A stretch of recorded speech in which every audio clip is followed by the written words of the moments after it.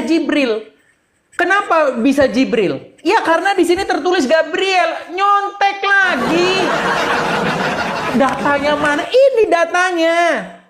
Gitu loh.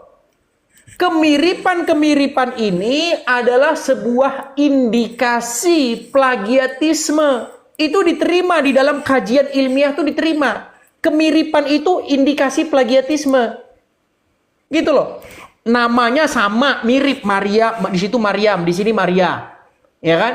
Terus yang datang di sini Gabriel, di situ nggak disebutin, lalu dibilang-bilang itu Jibril. Ini logika pertama, coba kamu bantah dulu, Wafi. Nih.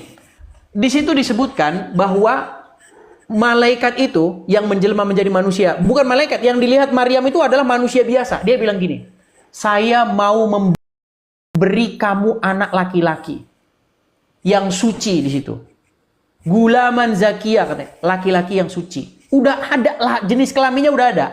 Ini saya bayangin ya, coba kamu pergi ketemu sama perempuan yang kamu nggak pernah ketemu sama dia sebelumnya, ya, nggak pernah ngobrol sebelumnya, baru pertama kali ketemu kamu bilang begini, "Dek, apa? Saya mau kasih kamu anak laki-laki."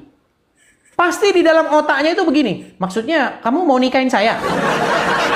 Atau maksudnya kamu nemu anak gitu, anaknya siapa, Bang? Nggak mungkin perempuan tuh bisa ngomong begini. Bagaimana mungkin saya punya anak tanpa disentuh, sedang tidak pernah laki-laki menyentuh saya? Tahu dari mana kalau maksudnya itu lahir secara ajaib? Tahu dari mana? Maryam tahu dari mana itu? Lagi pula nggak ada di situ sebuah narasi bahwa Maryam tuh akan punya anak, nggak ada. Di dalam Quran tidak ada narasi bahwa Maryam akan punya anak. Yang ada Maryam tuh akan dikasih anak. Nah kalau dikasih anak, kalau dikasih anaknya pasti dari luar rahimnya. Anaknya orang.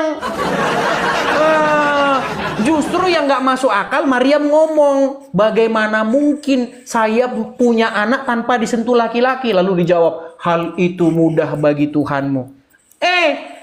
Coba Maryam punya ide itu dari mana? Dia bisa tahu bahwa anak itu lahir secara ajaib. Tahu dari mana dia? Logis, yuk berpikir logis. Udah ketahuan itu sebenarnya jiplak ini loh, jiplak Injil Lukas. Hanya saja penulis Quran itu dia menarasikannya nggak mau panjang-panjang, singkat-singkat aja. Yang penting akhirannya au.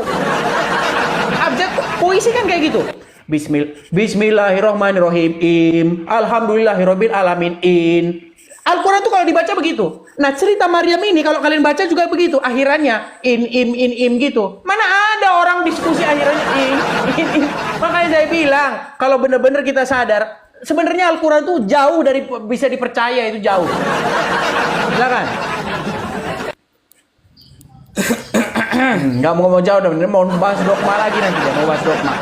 Ayo jelaskan secara logis yo. Mulai panas dia, guys. Mulai panas Mas Edis, ya Allah. Mana jawabannya? Apa kaitannya anak domba ini dengan agamamu loh? Ini kan temanya membahas ajaran, ya.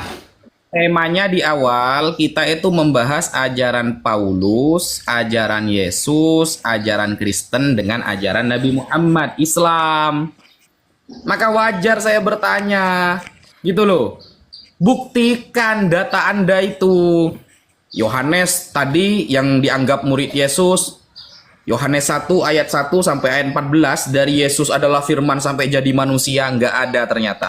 Yesus tidak pernah ngajari bahwa dia adalah firman dari Allah lalu jadi manusia, nggak pernah ngajari. Itu narasi Yohanes pribadi, tak pernah diajarkan oleh murid-murid Yesus yang lain.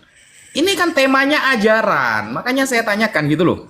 Kemudian, oke, Yohanes yang murid Yesus gak dijawab. Sekarang saya pertanyaan Yohanes yang pembaptis.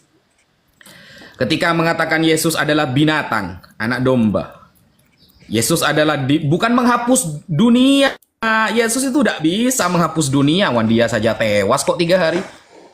Menghapus dosa. Kan gitu narasinya, menghapus dosa. Nah itu gak ada itu. Gak dijawab juga itu. Apa urusannya dengan Islam loh? Karena apa urusannya sama Islam? Saya tanya, bener gak ajaran itu? Gitu loh.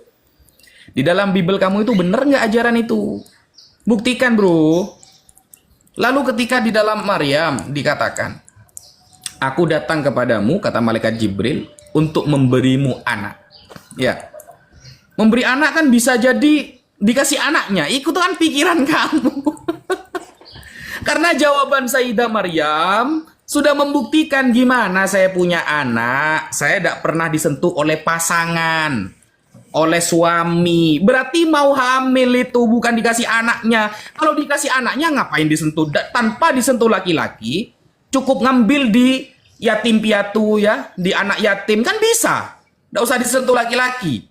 Tapi jawaban Sayyidah Maryam, walam yamsasni bashar. Tapi aku tak pernah disentuh oleh pasangan suami. Laki-laki, maksudnya akan hamil tanpa suami. Itu logik bagi orang yang punya pikiran.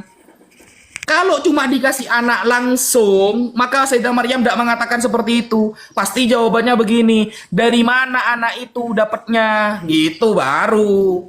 Dari perusahaan yatim piatu misalnya. Baru, tapi dia mengaitkan bahwa dia rahimnya, dirinya tak pernah disentuh laki-laki, berarti maksudnya akan dihamilkan tanpa seorang suami. Itu logik bagi orang yang pikir itu, yang pikirannya sehat ya. Entah kalau pikirannya gak sehat sampai songkoknya warna merah, saya tidak paham. Gitu. Sehingga ayolah Mas Edis, yang heran itu seperti ini Mas Edis. Ada Tuhan, Yesus yang dianggap Tuhan, tapi Mas Edis ternyata agak percaya ya kalau Yesus itu Tuhan. Ternyata Mas Edis dalam video kemarin, dia agak percaya kalau Yesus Tuhan, saudara. Gak percaya. Oke lah, minimal Yesus utusan. Yesus ketemu